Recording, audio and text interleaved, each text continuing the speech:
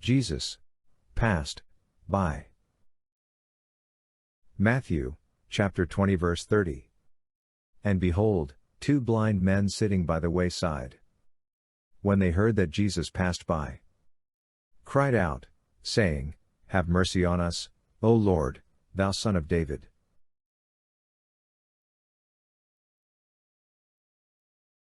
Preface. God has a plan to redeem the earth. Part of that plan includes Jesus working as a man on the earth in the first century. Jesus was real, and he walked about the land in the Middle East. As Jesus traveled from town to town, great crowds followed him because he worked miracles and healed them. One day, as he walked out of the town of Jericho, two blind men called to him. Matthew, chapter 20 verses 29 through 34. And as they departed from Jericho, a great multitude followed him. And, behold, two blind men sitting by the wayside, when they heard that Jesus passed by, cried out, saying, Have mercy on us, O Lord, thou Son of David. And the multitude rebuked them, because they should hold their peace.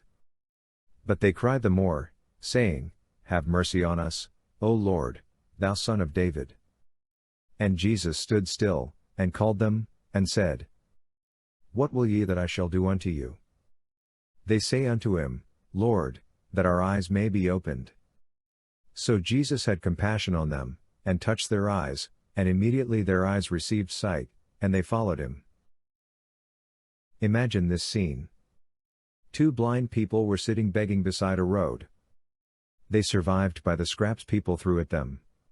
They lived in an age when they couldn't work. Because they had no sight, they were outcasts and social refuse. Yet, they had heard about Jesus. They had heard Jesus healed people. As a noisy crowd pushed through the city gate, the blind men were informed that the crowd was following Jesus. They were told that Jesus passed by. So, they started screaming for mercy from Jesus.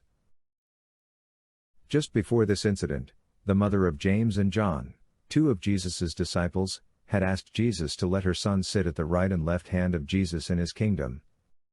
Jesus had refused the request. Then, two blind people started asking for favors. The crowd told the blind beggars to be quiet, but they would not comply.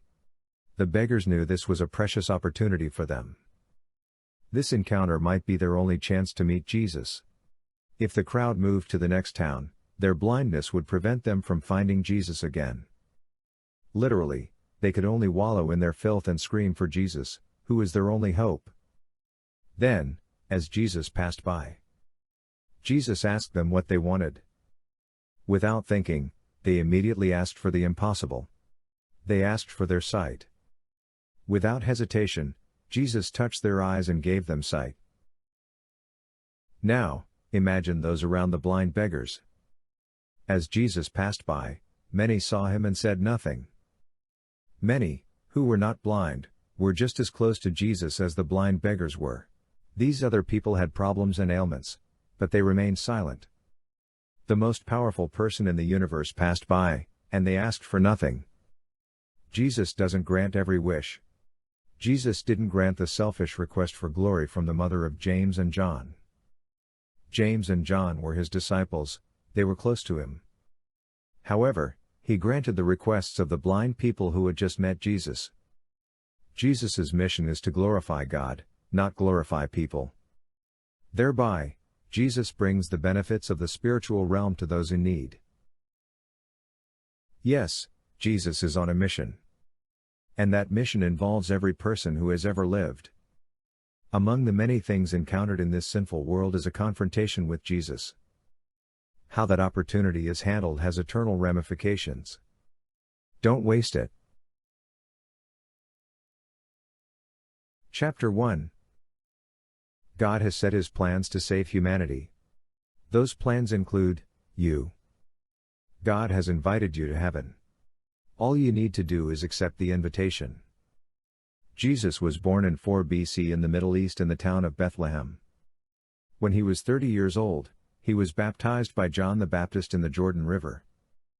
At his baptism, God's Spirit visibly descended upon him and anointed him as the Messiah. At that same time, God spoke from heaven as thunder and publicly announced Jesus to be the Messiah. After his baptism, Jesus began his ministry. Jesus had patiently waited until he had attained the age requirement to be God's priest. Thousands of years earlier, God had established the age requirement for a priest to be 30 years old. Jesus was anxious, but he waited until he had met that requirement. God's plan had many scheduled events, and Jesus was the focus of each one. Because he was anxious to precisely fulfill God's plan, Jesus did not allow any delay. The minute he turned 30, he was baptized. All of heaven and all of the universe were attentive to this one moment. God the Father spoke and commemorated it. God's Spirit was visibly in attendance at that very moment. This event happened at the same exact moment for heaven's calendar and for earth's calendar. Exactly 30 years after Jesus was born, he started his ministry in compliance to God's commandment from heaven's perspective and from earth's perspective. Jesus was not baptized twice, once for each calendar. By this event, we know the length of the years on earth and the length of the years in heaven coincide. As part of his earthly ministry, Jesus healed people. When the people had tested Jesus and his ability to heal, crowds flocked to him. They wanted relief from sickness, disease, blindness, deafness, lameness, deformation, and death. They saw his power. It was real. They experienced the benefit of his power. They followed Jesus as sheep follow their shepherd. Massive mobs swarmed around Jesus. Matthew, chapter 4 verses 17 through 25. From that time Jesus began to preach, and to say, "Repent, for the kingdom of heaven is at hand."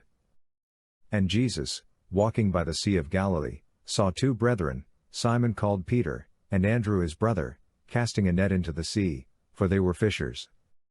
And he saith unto them, Follow me, and I will make you fishers of men. And they straightway left their nets, and followed him. And going on from thence, he saw other two brethren, James the son of Zebedee, and John his brother, in a ship with Zebedee their father, mending their nets. And he called them, and they immediately left the ship and their father, and followed him. And Jesus went about all Galilee, teaching in their synagogues, and preaching the gospel of the kingdom, and healing all manner of sickness and all manner of disease among the people. And his fame went throughout all Syria, and they brought unto him all sick people that were taken with divers diseases and torments, and those which were possessed with devils, and those which were lunatic, and those that had the palsy. And he healed them. And there followed him great multitudes of people from Galilee, and from Decapolis, and from Jerusalem, and from Judea, and from beyond Jordan. Jesus attracted crowds purposefully. He used the opportunity to teach. Humanity had become ignorant of the things pertaining to God. Jesus wanted to impart as much useful information as possible to all people. To expedite that goal, he enlisted help to spread the information. Each person needed to hear the good news. God had invited each of these people to heaven, and Jesus wanted each one to know it. Jesus loved and cared for each person. Accordingly, Jesus healed and taught them. The acceptance of God's invitation to heaven goes through Jesus. To accept the invitation, simply accept Jesus and follow him. With that commitment, your place in heaven is secure. At precisely the right time, Jesus will take you there.